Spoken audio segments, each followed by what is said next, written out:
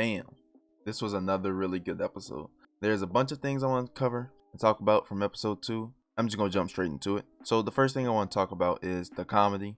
Now, I didn't expect Tower God to really have any comedic aspect or elements in it. Well, I expected some, but just small bits and pieces here and there, but nothing too crazy. I expected Tower God to be more of a series that took itself, like, wait, let me not say like that. Now say it didn't take itself serious, but I expect it to be like a seinen series, if you get what I mean, to be on the more serious tone where the comedy it takes a backseat to the actual story. And for me, if it would have done that, it would have been fine with it. And since it didn't do it, I'm actually kind of happy, because one of the things I value within like reading or watching a show or anything is comedy. Comedy can carry me through a series.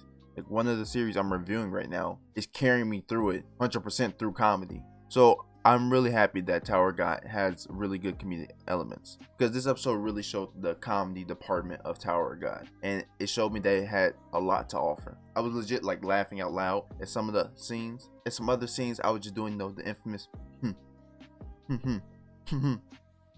it was pretty funny. But some things I did really find funny. I didn't expect Rack to be some sort of gag character. And when I say gag character, I don't mean it in a bad way. I just thought that Rack was going to be more of a murderous killer who's always serious all the time.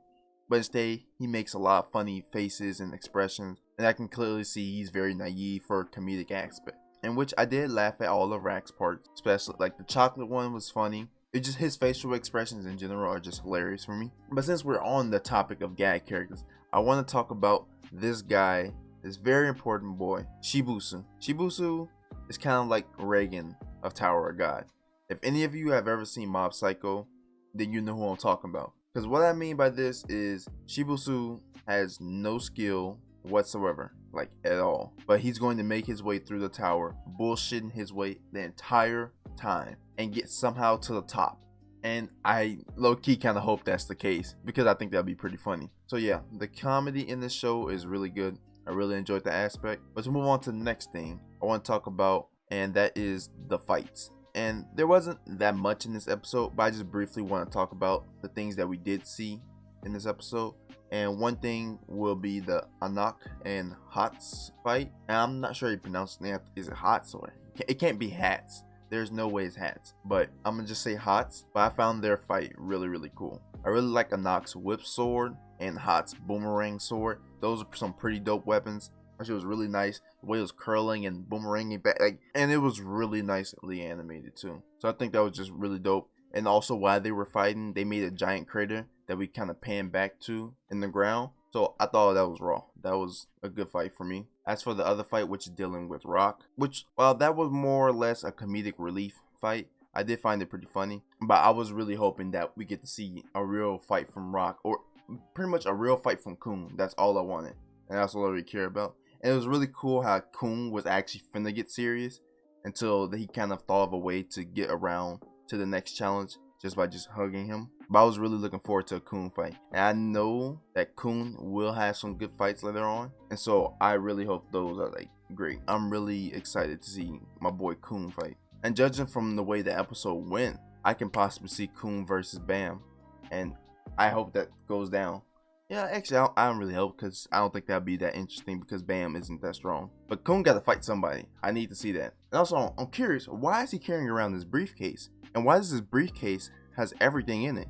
Like, it has the chocolate, has a knife. The briefcase has everything he needs. I really want to know what's in this briefcase, and I really want them to show me it, but it is what it is there. The next thing to bring up is the next challenge. Before I get into the challenge, I want to talk about the pacing of the episodes, because I'm confused. So for anyone out there that can give me an estimate on how they're going to pace the anime, and when I say this, I mean, are they going to be episode per floor, or have an episode and then have a challenge between the floors?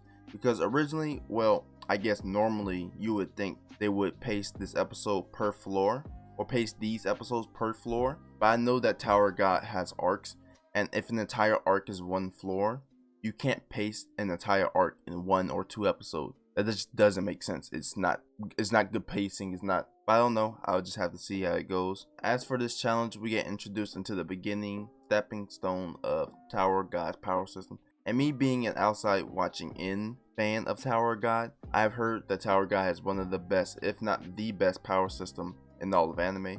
This episode we get to see the first steps with this thing. I would assume it's aura called Shinsu. I still don't fully understand what it is yet, and I guess I'll fully understand once they properly explain it or go more in depth. I get that people who can control it can move, transform, and manipulate it at will, which seems pretty cool. And it's also wild that Shinso is just this almighty power, he said, and it can grant you even immortality if you wanted to. And I think that's pretty broken if someone were to get that. But I'm excited to see how Creator gets with it. I really want to see this Tower of God power system put to work. So I'm really excited on that. Using the Shinso as a barrier, I wish they explained how everyone was able to walk through. But I guess that got cut out or something, or was never written in. I don't know. But I am curious on how everyone's passed. And I wish they kind of didn't skip over that. So I was really looking forward to seeing how it goes. The last thing I want to talk about is the world building information that we got in this episode. The first out of that jump of information is the Jihad family runs the tower. Not only is the tower just a large tower, but the tower is the entire world. I found that kind of cool, how the entire world is inside the tower and the tower is split into 3 parts. Because if that's the case, Bam said that him and Rachel are from a different world. Then this has to mean that Rachel isn't a regular too. So I would assume she is going to become powerful sometime soon, later on in the future. And while we're on the topic of irregulars, I guess from what we have been told, they are the chosen few who will become strong, is something I would assume, or something like that. And I don't fully understand it, and it wasn't fully explained like all that much, and I expect it to be explained more as the episodes come out. He also spoke of the strength though of irregulars, so for my deduction, Bam is going to destroy the tower one day or become extremely strong or something like that and defeat the final boss. I don't know. I just know that irregulars are strong. Bam will soon become strong. I guess he's the chosen one, some would say, but who knows. As for the Jihad family, I just have more questions about them, as in who they are, how they make or own the tower, who Yuri really is, and how strong is she. Because she has to be strong if she's the princess of the people that own the tower, so I would assume she's the daughter of the guy that made it. So those are just some things I want to know. However, I think that's everything I want to say or needed to say. As for the rest of the episode, we was told not to trust Kun, and I can see that Kun is very famous because we already see that people know him by his full name, and we have already seen him scheming on Bam, so Kun is definitely up to something, and I'm really curious to see what it is. But overall, I thought this was a really good episode. It's definitely getting better, but I hope you all enjoyed this review. Thank you all for watching, and goodbye.